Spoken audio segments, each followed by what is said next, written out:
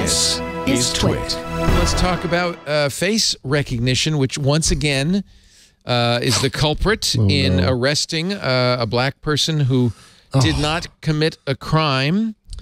Instead of enjoying a late Thanksgiving meal with his mother in Georgia, Randall Reed spent nearly a week in jail in November. Oh, my God. Falsely identified as a luxury purse thief by Louisiana authorities using face recognition technologies. This is according to NOLA.com.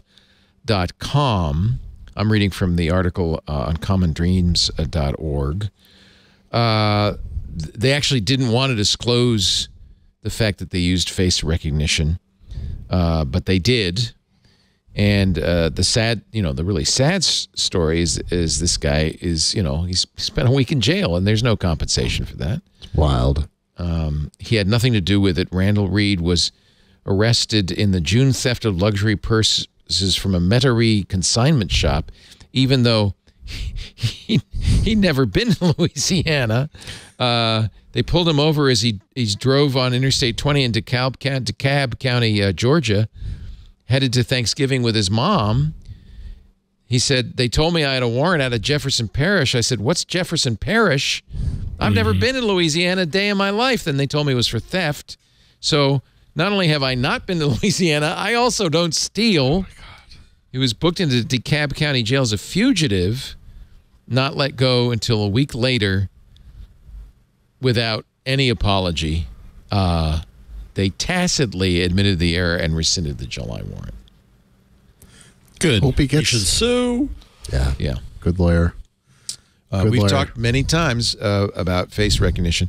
When we came back into the country a couple of days ago, there's a big sign saying, we're going to take your picture now.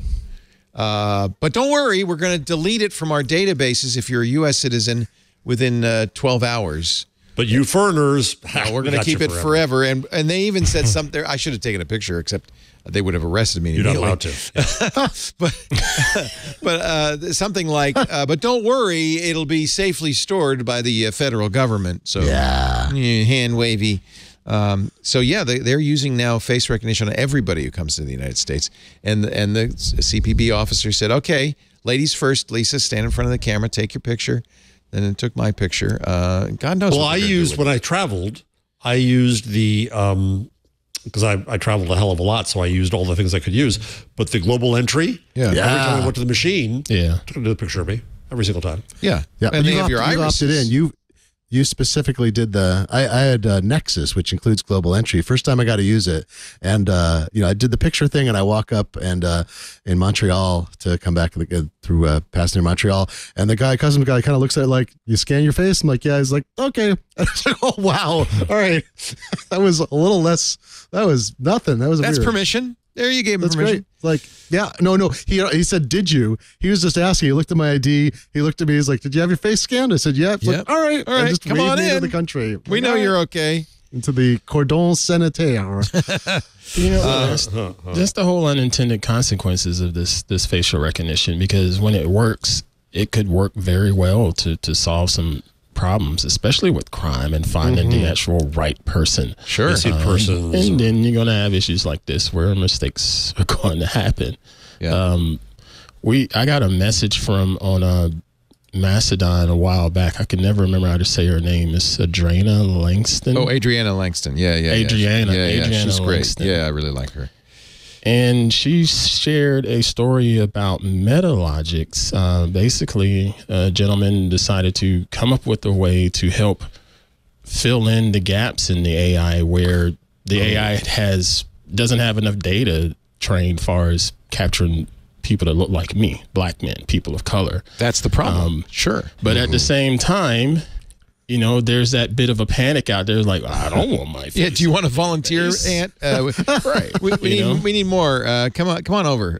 Let's take your picture. Right. So where's the balance here? I totally support putting more data in there, but I can't speak for everybody out there. I think that the risk of false positives in a case like this is so great that it's just not.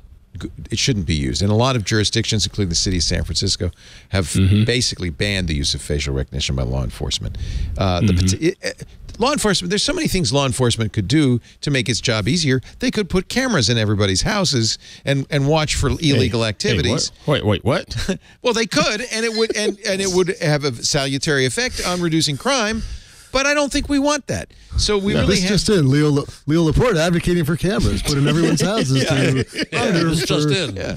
You know, that TV set should be a two-way street. Oh, wait a minute. You saw the insurrection thing was fascinating, though, because there was this crowdsourced motion to identify people who were in pictures from the January 7th insurrection. That was also problematic. But it was problematic. But here is the interesting part there versus, say, we took a picture of a random person and we told all the police everywhere.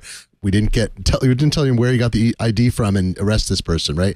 This was a lot of people independently, as well as the government agencies are trying to ID folks. Some of the independent folks were using different forms of facial matching and systems, and then they would call the FBI or present it. The FBI then did the legwork. So as far as I can tell, I haven't heard any cases, amazingly, out of almost 1,000 people have been charged in various forms, and so far, and I haven't heard a single case where it was like the FBI went out and they're like, oh, that's not me in that photo. And maybe it's happened, but I think there was an enormous amount of deliberative process to winnow down and get the right people and present it in an effective way in court, as opposed to arrest a bunch of people all at once. And also, there's, let's face it, a long-standing tradition of if you have a picture of somebody committing a crime, put it out and say, anybody know this guy? That's right. I mean, these are pictures of people committing a crime.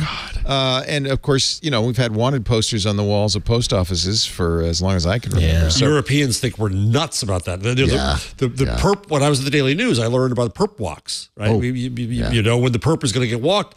And in Europe, they just, I remember when a former French official, was accused of raping somebody in a hotel in New York, and then the perp walk. Oh, yeah. And France was just up in arms. As they should be. His face. As they should be. Yeah.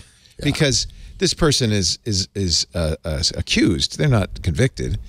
And, there's another argument that says that more transparency and openness in our criminal justice system is important, because if you hide who the people are and others don't know it.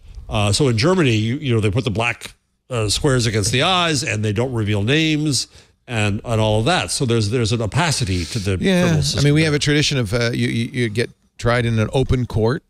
People can go see it, and I think that's appropriate as long as everybody understands you're innocent until proven guilty. That's the issue. Yes. Yeah. Although you got to love when the person with that notorious Twitter account, Libs of TikTok, went on Tucker Carlson, exposed her face for the first time, and then immediately people were like, oh, there she is, allegedly. Yeah, well, there she is, allegedly, one of the January 6th insurrectionists. They found her photo. Allegedly.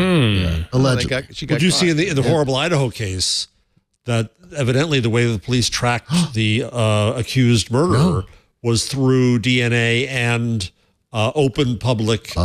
They didn't have his DNA, genealogy, but they were able to go to genealogy places with relatives' DNA and then cross. And that's not the first time that people have been arrested that way. Golden State Killer. That's right. That was a big story. Huge. Yeah. There's been there was this long running theory that if serial killers never stopped, right, until they were caught or died or were imprisoned, and it turns out it's not true. And a lot of the DNA stuff is finding people who did terrible acts, sometimes 20, 30, 40 years ago, and then stopped doing them for some, whatever psychological thing drives them, and they get found. Hey, what's going on, everybody? I am Pruitt, and I am the host of Hands On Photography here on TWiT TV. I know you got yourself a fancy smartphone, you got yourself a fancy camera, but your pictures are still lacking. Can't quite figure out what the heck shutter speed means? Watch my show. I got you covered. Want to know more about just the ISO and exposure triangle in general? Yeah, I got you covered. Or if you got all of that down, you want to get into lighting, making things look better by changing the lights around you. I got you covered on that too. So check us out each and every Thursday here on the network. Go to twit.tv/hop and subscribe today.